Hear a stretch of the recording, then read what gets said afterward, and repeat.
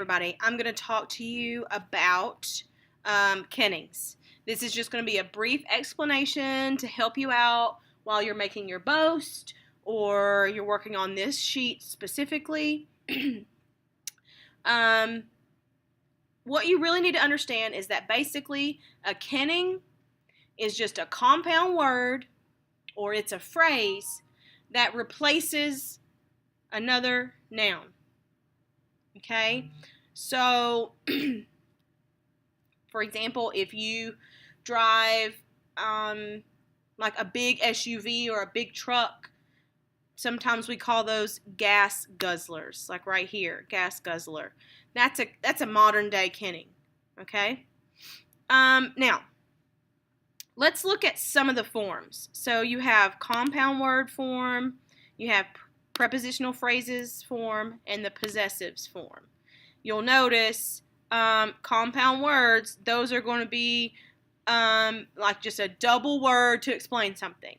And then prepositional phrase, now you'll see that all of these are of or of thee, but these could be something under the something, or from thee, or in thee, or over. So any kind of preposition, any kind of prepositional phrase can work to create a kenning.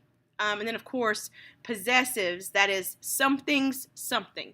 So I know that sounds a little crazy, but let's look at them individually. So let's look at sky candle. So you have to look at it and think, what would be the candle of the sky? If you were thinking sun, you're correct. Right? That is the candle that is in our sky, the light source of our sky. And so that word, that compound word, sky candle, is a kenning for sun. Let's look at battle dew. What is dew? If you don't know, dew is the moisture on the ground. So what would be the moisture on the ground of a battle? If you were thinking blood, that's correct. So it's a lot more poetic to say the warrior was covered in battle dew than to say something like, oh, he was covered in blood. You know, it's a lot more like elevated and grandiose to speak this way. And you remember all the poetry that uses kenning so much is epic poetry, which was traditionally passed on orally. And so that's why they had this sort of elevated language, is because they're trying to convey that entertainment part of passing along these stories. Anyhow, let's look at, in this prepositional phrase section, let's look at storm of swords. So if you have a storm that is made up of swords, what could be happening?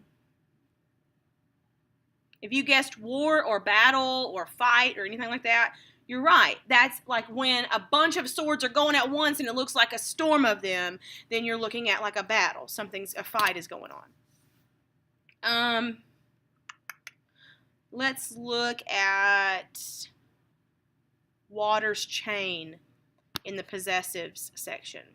Now, understand that your kennings, for the most part, should be understood when they stand alone. Just like when we looked at sky candle and we could figure out it was sun. But sometimes it might depend on the context of your story or of what you're writing.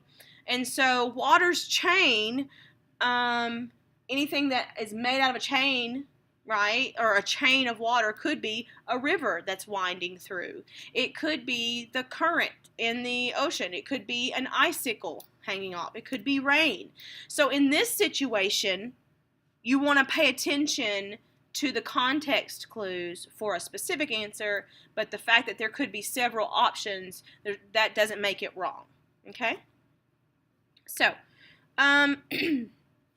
if we were writing our own, and the noun is a teacher, then you're going to try to come up with various,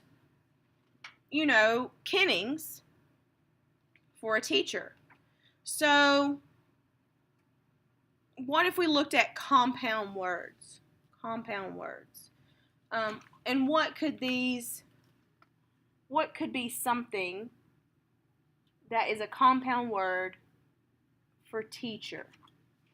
I want you to just pause me really quick and write this down if you're working on this sheet. Write down an idea. Okay, so if I was going to write one, I would say something like knowledge giver. Okay? And then if I was working on prepositional phrase, what could I write? Why don't you pause me and put down your own? Okay, in one class, someone came up with the idea of storm of wisdom, which I thought was pretty cool. But it doesn't have to be that sort of, grandiose. In another class, it was like bringer of knowledge, okay, or something like the provider of education, stuff like that. Ambassador of learning was another one. On possessives, you want to think of something's something, right? So you got to think of teachers, what symbols are associated with teachers, what do teachers do, who do they teach, what group of people. And so in one class we had school's instructor. Another one we had like students' enemy,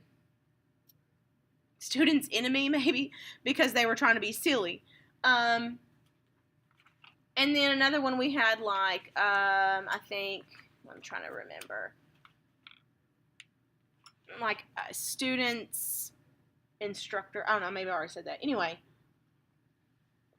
but they gave it something that belonged to the students. And I read one that was like, for teacher, that was a compound word that was apple eater.